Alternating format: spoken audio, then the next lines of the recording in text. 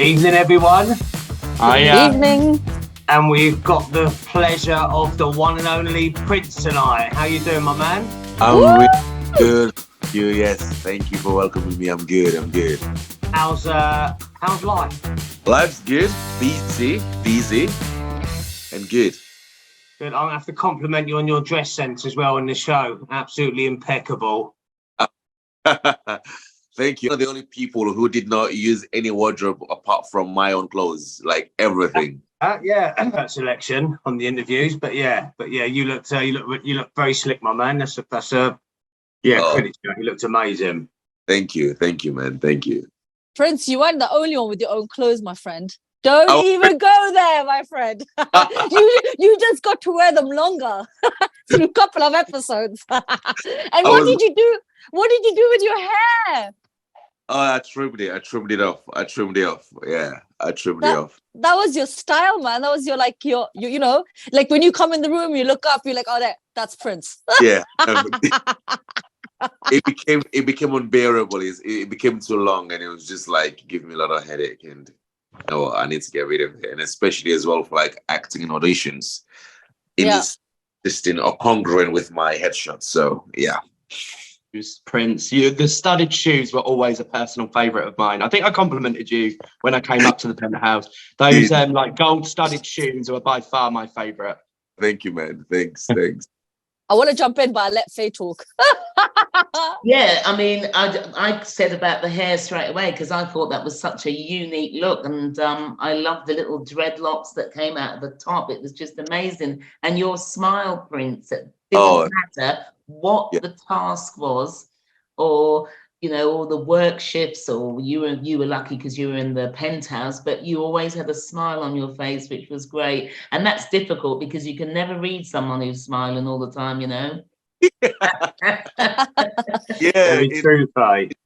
It's a level of self-control. It's because naturally, especially as human beings, it's if someone does something or say something that it's unpleasant to you, it's easy for people to like just get angry. And the moment you react and you get angry is like what you don't realize is it's almost like you're now a game, and that person is like pressing the buttons and you're literally reacting to it. I always like to say it's you're your own person. It's what you can do is you can control yourself. Yeah. I control how someone speaks to me, how someone decides to behave to me, regardless, right? But I can control how I respond. So for me, it's the thing because it's a conscious effort, but it's really, really difficult to do to just calm yourself and say, it's okay, it's all right, okay, all right. I understand what you're trying to say. I'm not offended by it. Do you understand? For me, I've always been that kind of person. It's interesting because in the show, a lot of them said that you said a lot but didn't get to the point. Yeah. A couple of them pulled you up on that, didn't they? They said, Prince, get to the point, what you're trying to say. I think it's a culture thing. I really do. It is. It's weird. But I think I remember me and Jeff was having this conversation, right? I speak a lot in parables just because for me, I do a lot of meditation. Yeah. So and also to get people to understand certain things, rather than telling someone and it feels like an attack, I always like to say, imagine this. Well, imagine if you're in this scenario, or what if I like to tell stories? And also as well, I write. You understand? I've got a published book. I make music. Like for me, it's like storytelling. It's like when you do stuff, it's like you get someone to really immerse in it.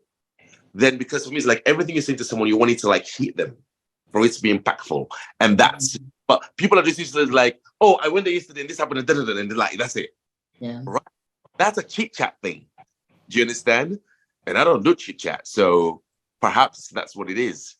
I think with Prince, when I first met him, like in the mixer, he was, a person I knew straight away self-develops. But just because of the people he was talking about, the practitioners, the people that are his role models. So I instant took a liking to him because I'm like, okay, he understands self-development. So you don't have to be a CEO or an owner of a company to understand self-development. You can be doing, you can be the greatest athlete, you can be the greatest writer, producer, music, you could be doing anything. But when you're working on yourself, I think it's so important and people forget to do that. And the thing is with you, Prince, I don't think you got to shine as much on Rise and Fall then, you know, and you know that you were probably able to give much more than you did. And I think obviously clearly you were able to show more than me as a ruler. And you know, that was gonna be like my like my actual question. How did you manage to stay up there from the beginning? Do you know what it is? It's my thing is I always take things as they come, right? There are times when I don't like to jump or prejudge or assume and just say, okay, just be you, just be solid in who you are. And then when things come, it doesn't matter which way the wind blows, as long as you're grounded, you'll be able to withstand it. Whereas the moment you start preempting or assuming, fear kicks in without you realizing. And now you're off your game because you're trying to figure things out. And it's like do you understand? It's like you lose yourself. Whereas if you're grounded, right? I'll give you this analogy like a lion. A lion is not bothered by a deer making a sound or another animal making a sound. He's the king of the jungle. It doesn't matter who's making sounds, right? The lion is solid. He's cool. When the lion growls, everyone else is gonna get worried, right? But the lion doesn't matter which way, what's happening. He's very solid, grounded, and that's for me. It's weird, like they say about spirit animal. That's my spirit animal, and that's who I am. So I think that's the reason I was able to stay there, withstand whatever was coming, no matter what. Do you understand? Which a lot came my way, but I'm used to it because people will criticize. People would always have something good or bad to say about people. It doesn't matter how nice you are or horrible you are. People would always have something to say. So for me, I welcome that. Do you understand? So I think it's having that tenacity and that resilience that enabled me to withstand whatever came. I think I could have learned from you, to be honest, because I reacted boom, like in that red room. Like, you know, like, I don't know if you saw, like, I was trying to hold it in. I was holding it in. And then I was completely feeling like, I'm like, right, fuck it. I'm about to get bullied left, right, and center. And it's going to happen. And then I exploded. I don't know. I do sometimes think, had I kept obviously that wasn't aired. You were there. You listened to it all. But, you know, I think there's so much a person can take at one point, especially when you try to do the right thing. But you really held it together. And I think, you know, kudos to you, man. Like you literally kept your, you know, your thing, your anger and any other direction that people try to pull you in. You try to keep it, you know, true to yourself. I wanted to ask a question. I know Connor wants to jump in, but you and Marina didn't see eye to eye all the time, did you? Particularly on the animal food stuff, and I could see there was a bit of tension there between you guys. Yeah, do you know what it is, right? I actually like Marina. I think Marina is a fantastic person. And also as well, for me, it was so weird, right? I didn't say that when I was there because there was tension, even though it was coming from a good place. If I said what I'm about to say now on there, it would have been taken in the wrong way. Marina, my daughter is older than Marina. Oh my God. Wow. Oh, yeah, wow. Do you understand? It's like Marina is 18. My daughter's 18, yeah. Yeah, my oldest is going to be 19. So I understand that level of, you know, like you can say this and you can do this or whatever. And it's like, for me, I've dealt with so many different strong characters. That is my playing ground. That's my comfort zone. Like, it doesn't bother me in any way, shape, or form. And also bearing in mind that I know that we're on a game show, I know who I am as a person, right? There are times when if I come across really strong, it really takes people aback. It's like, whoa, be careful of that guy. It's like, he's a bit scary. So that's why I would choose like the cool prince rather than, because of course I'm human. I'm not in every situation, oh, I'm cool. No, but with Marina, I just knew that if I really went at her, like go at her, it wouldn't have been for me personally, it wouldn't be right because it would make me feel like a bully. I always have, like when I've done martial arts for 20 years, right?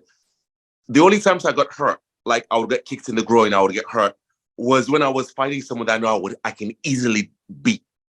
That's when I dropped my guard because it's like I can't go all out on them. It doesn't make any sense. But when I'm fighting somebody who that I'm unsure about of my safety, that's when I excel, because it's like, this guy could kill me, so I'm going to attack. So I didn't feel like Marina is the kind of person who's going to kill me. I needed to attack. So I just played it cool. So obviously watching it back, I could tell the friendships with yourself, Rashika and Rachel. Yeah. Do you think that you three could have gone right to the end if you didn't get eliminated? Do you think you three, or would you have done what I did, turned on Marina? Would you have done that to Rachel and Rashika? Or would you have liked to have rode that right to the end as you three? I tell you what, Connor, right? I love that question, because I actually asked myself that question whilst I was in the show, right? And I'll be very honest with you. Let's say it came down to I needed to vote somebody out, and it was, say, between myself, Rachel, and Rashika. I think I probably would have just walked out. Oh, really? Oh. It's for me, it's just, I tell you what it is, right? It's, even though the show is about winning this money at the end, right? Yeah. But I'm also aware of myself, about me as a person. So for me, winning, it's not really about the show. Because like I said, it's like I said in my meets, right? That, and they said, what have you learned from this? I said, be true to thyself. I came here as myself, and I'm living as myself. I haven't done or said anything that I thought, oh man, I shouldn't have done. No, I've stayed true to my character. I wouldn't, if someone is my friend, I wouldn't call him out or like just voted them because I need to win. It's like, no, let them, you can have it. Yeah. For me, it's I see long-term past that. So I wouldn't have done that. Spot on there, because you can win, but at what cost?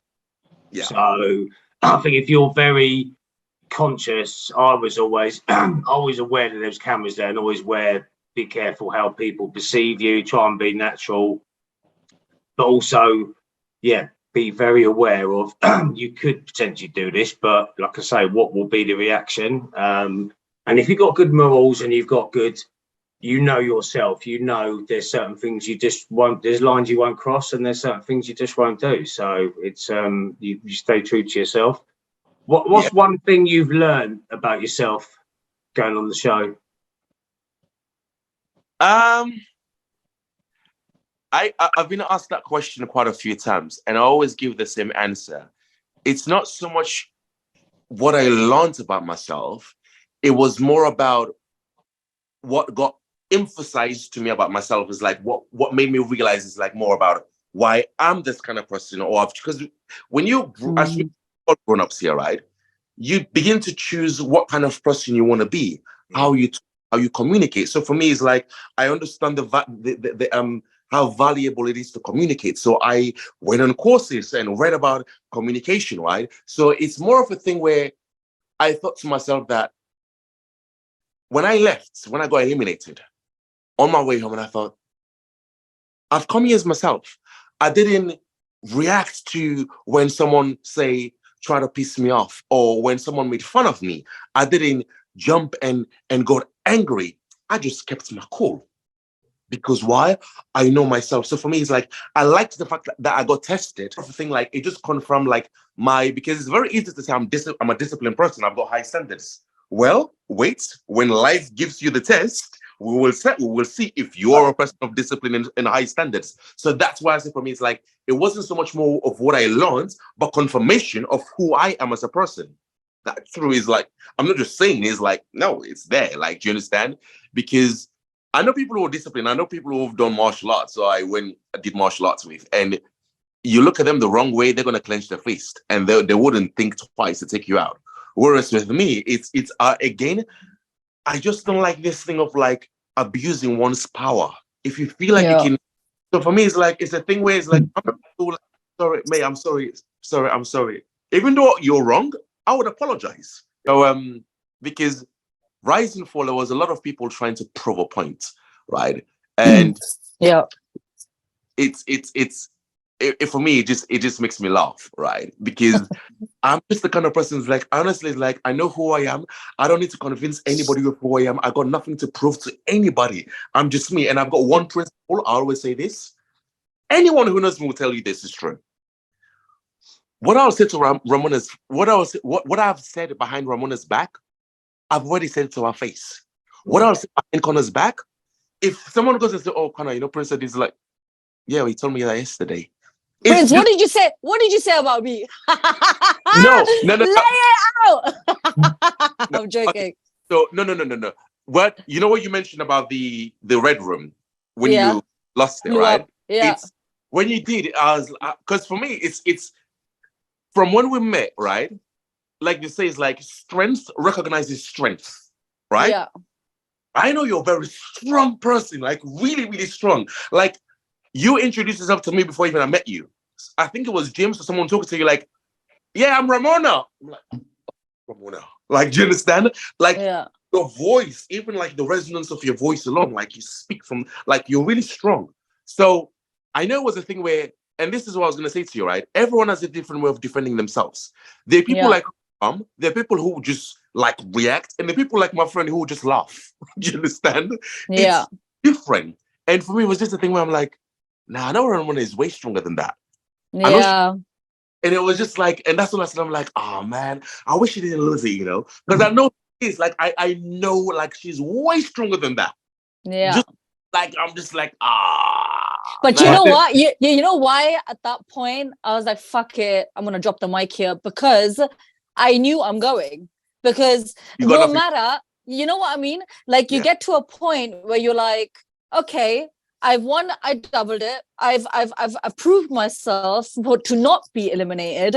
Yeah. To, you know, that I stood my ground, and it's okay for Rishika and Rachel and everybody to say, well done, Ramona, which clearly didn't happen. But it's okay to say that, right? And then after everybody was eating the roast, still nobody was giving me credit. Only you and Cheryl really showed me that from their hearts to credit me for that. And then suddenly we ate the meal, we went into the red room, and I was attacked. And then, you know, you think to yourself, do you know what? It's gonna happen. I'm actually gonna be the first one to go. So I might as well now say my piece, because otherwise, if I leave the show and have all this kind of feedback that I want to give to them in me that I haven't been able to give, that's something I'll regret. So that is why I dropped my mic then. I was like, do you know what? I'm going to give them exactly my mind. And then I walked out, held head up high. Little did I know they're going to throw me back in with the same people in the basement. I was like, no. That was interesting, actually. That was really interesting. And again, for me, this is the thing, like I always say to people, I've always said this, right? Even among group of friends, I always feel like I'm just the other one out, because with me, even when I'm amongst people, I still don't get I don't get influenced by that group psychology thing. Do you understand? I'm telling you, this has been through work, through uni, where I've got a different mind. I'm like, this is what it is. And everyone is like, well, Prince, I'm like, this is what it is. And once I believe, because for me, I think once I believe something, Ramona, you might as well just kill me, because I ain't going to change my mind. Don't get me wrong, right? Unless I can see like a valid reason, like my rationale changes, like not because someone is telling you or because everyone is saying it. No, I'm thinking, I'm weighing what I think and what these people think, putting the two side by side. I'm like, actually, you know what? Now I know why Ramona is saying this. Okay, now I get it. Until then, I don't waver. Yeah. I've got another question for you, Prince. Would you have liked the opportunity to have experienced the basement? I'm gonna be very honest, right? When I came home and I was, especially that pet food work shift, rolling, like I'm telling you, like I was being electrocuted. I was rolling on the floor watching this thing. I was cringing beyond my skin, right? And I thought, looking at it, because I was out, and this is human nature, right? I'm like, nah, there's no way I would have done that. But I know if I had been a grafter from the beginning and from the onset, right? Mind switch, like, I'm gonna go to the end. I'll do it. But now I'm out of it. I'm like, nah, I don't think I ought to do it. So I had that conflicting thoughts. But I know if I started off as a grafter, I would have done it. Because being like, for me, I'm very quick to adapt to my environment. Do you understand? I can really adapt really quickly. Like my friends who said to me, "Is like, Prince, you sleep anywhere?" I'm like, yeah. Do you understand? It's like I adapt. Do you get what I'm saying? Do you regret then walking into the lift? Would you have rather just like stayed back and be like, do you know what? I rather would have started as a grafter? Or do you think, nah, it was supposed to be what's supposed to be? Do you know what? I think we had a similar conversation, right? I always say this, right? Whenever I do something, whenever I decide and I do something, right? I know there's this thing about in hindsight, if you look back, would you have done this? Would you have done that? All is everything that led me to make that decision at that time was what I believe was right. If I always say, if I say to myself, it's like, oh, if I was to go back, well, yeah, you can think that way. But from now on, going forward, everything you do in your life, right? You don't have any opportunity to go back. It's like whatever you're doing today, you're deciding on your future. So there's never to do, oh, if I was to go back. So for me, I always say it's like it worked out the way I believed it was supposed to work out. Yeah. You know what I'm saying? It's yeah. I always say that. And it's not a thing, it's like say, of course you learn from mistakes. It's like, okay, next time I wouldn't do that. It's just the next time I wouldn't do that. I wouldn't say if I was to go back. I'm always the thing like, well, I've learned from this experience now. Going forward, I would do X, Y, Z. But there was never a thing about going back, to be honest. What about your colleagues? Because you're a postal worker, or have you given that job up now? Okay, so because the postal worker thing is interesting, right? When I applied for the show, during the time of me applying for the show to audition, when I auditioned for the show, yes, I was actually I was a postal worker, right? I'm an actor, so that was a freelance job I was doing. Do you understand? It's like, by the time I got on the show, that contract had ended. I wasn't like, say, employed by Royal Mail. No, I was just working for an agent. The Chase appearance. Really? And on the Chase, Brad was like, what do you do? I'm like, I'm an actor. And people on Twitter was like, wait. I thought this guy's a worker. Like he's in this show as a postal worker and he's on the Chase as an actor. You can never trust people. Liars. I'm like. So when was the Chase filmed? A few years ago? February 2020. 3 years ago. Oh, so just before COVID. So yep. Quite a while ago. Can you tell me what Chase is? People who don't know. Yeah. It's a game show where basically it's like you answer questions, like a quiz show, and you go down the ladder. Basically, it's like you have a chaser that would be answering questions as well. It's like which I did, if you don't know the questions and you keep getting them wrong, the chaser will keep answering, and they will catch you. Once they catch you, bam, you're out. So they are very intelligent. They know what's the price? What's the price pot? Oh, you build it up as you go. It's never fixed. Did you win? Me, Ramona, let me tell you something. You think I got on the Chase because of my quiz? No. Listen, when I went on the audition, right, the lady who was marking my papers, right, literally everyone gets, like, they would test you like 20 questions. Yeah. No kidding. She went bright red, crying with laughter at my answers. You understand? Because it was ridiculous. Like, they would ask something, who was the prime minister in 1946? Now, Winston Churchill. The next question, who was this? Winston Churchill. The next, I don't know. Like, no. I'm not going to pretend and think like it's an exam. Like, no. I just I got through just because they thought, bro, this guy is just hilarious. And I has no clue about quiz. Like, no, that's not my strength. Do you understand? So, wait, I saw tweets and someone said something about he's as thick as on the Chase as he's on as he was on Rise and Fall. And it's weird, right? Whenever I see people criticizing and having like jumping to conclusion and making judgments of someone you have no idea who they are. Yeah. For me, no kidding, right? I actually went, like, I had a day when Marina said, like, go on Twitter, right? It was one of the best comedy shows I've ever like done. I was laughing. Just people like saying all kind of stuff about me.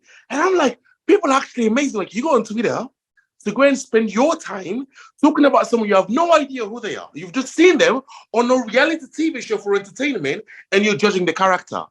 How? Yeah. It doesn't even make sense. Do you understand? It's like, I always tell people, it's like, people who don't know me, they watch me not, even the people that know me, who are close to me, their words barely impact me, let alone people who have no idea who I am. Like, there's no way it's going to affect me in any way, shape, or form. I find it hilarious, to be honest. Have you made friends from the show that you will remain friends with after the show? 100%.